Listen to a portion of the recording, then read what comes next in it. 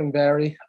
Just through these first 7 games, I was just wondering your take on Zdeno Chara's start with the Islanders and if you want to see a little bit more from him moving forward. Thanks.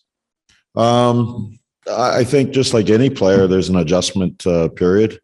Analytically, we look at stuff. I think he started off a little bit not great, but I think you look at his last number of games, I think he's been pretty good in terms of what we want. What we're looking for from Z is, can you defend in your own end and can you kill penalties for the most part? And I think he's done a pretty decent job. I'm not looking for any offense or anything there. So I think he's been fine. I think the longer he's with us, the better he'll be.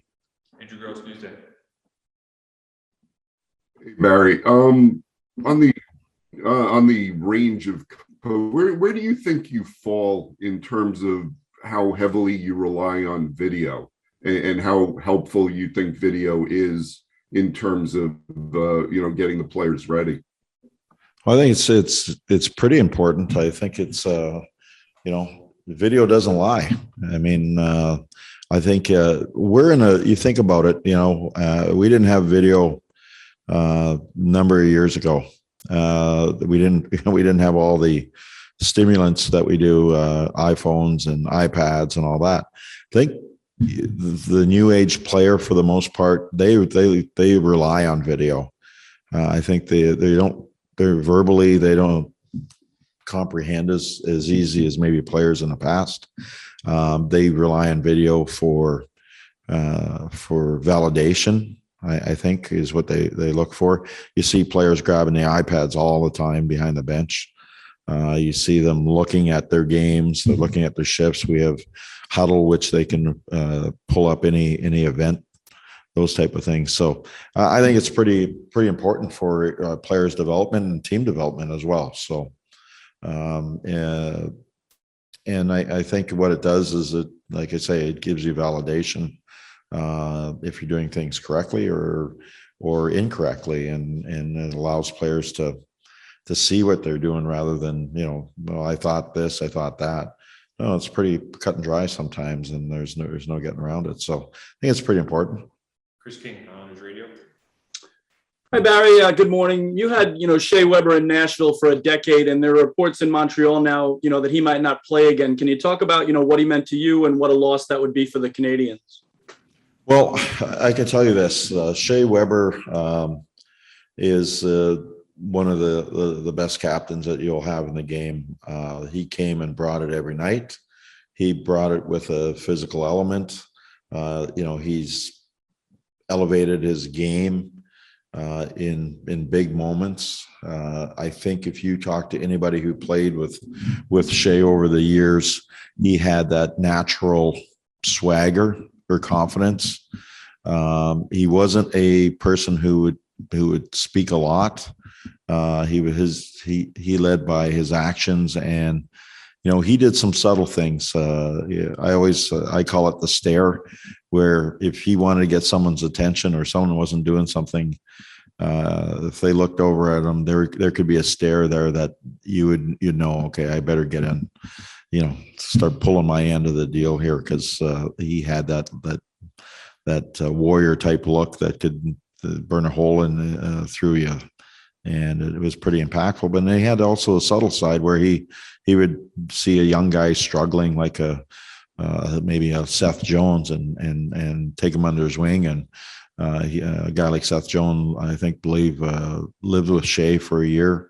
He would grab other guys sometimes and say, hey, let's go for lunch today, and say, this is what the coach is trying to get through to you if you're going to be an impactful player.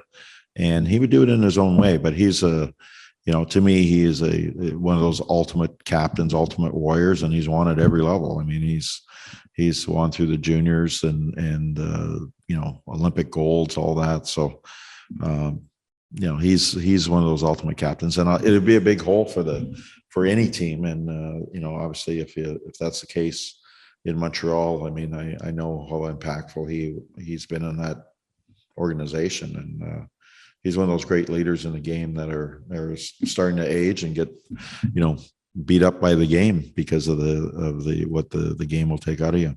Great picker on radio. This is a follow-up to what Andrew was kind of saying before about video, but now that you have those iPads on the bench and the monitors, does that allow you to make in-period adjustments that maybe in previous years you would have had to wait till the intermission to kind of go over those types of things? Yeah, no, absolutely. The coaches next to us, I mean, we made some adjustments the other night on the penalty kill in Nashville. If you remember that first power play, I don't think we touched the puck, and they had about 8 almost good looks. They were on the verge of scoring type of thing, and they were making us look pretty bad by moving the puck as well as they did. So we, obviously Lane, he works with the penalty killers, and he was able to look at it right then and there. And then, on the bench, he's talking to guys about, you just adjust here. And then, you take another penalty, minutes later, and you have that adjustment, and we were fine after that. So it does allow you to do that. It also sees some adjustments for the opposition. We did a couple things in Nashville, which I think caught them off guard, and they did a subtle adjustment and took some things away. So the players do it, the coaches do it. It is a different type of game. I think back in the old days where there's no film, you could surprise people a lot more. It's a lot harder now than it was maybe 20, 25 years ago, when you couldn't get every game or every play, and you weren't as scrutinized and dissected by the opposition coaches. Christian, your copy now. Barry, I wanted to ask about your assessment of the team's ability since on the back end since Nick Leddy's departure, and how do you think they've kind of filled the void of his skill set there?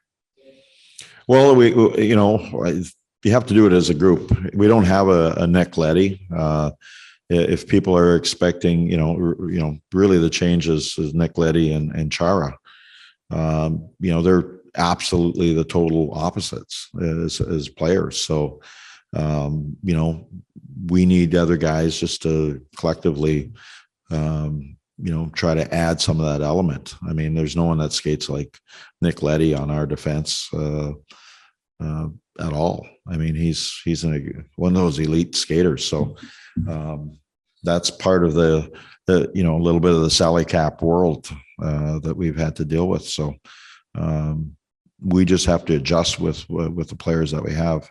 We're big on the back end, maybe not as quick as we were, and so we've got to come up with ways to still win hockey games with the group that we have, and that won't change with the salary cap era. Every team deals with that.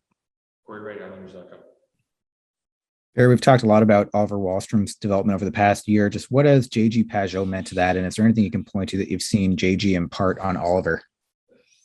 I just think more than anything, he's a really good support mechanism and a complement mechanism when he can play with a very skilled young guy like Wally, but also I think in his way, and Pedro has a great way about him, is that he, if Wally needs to adjust something he's doing in his game, he talks to him. He helps work through problems. And he's got a skill set that can play with that type of player.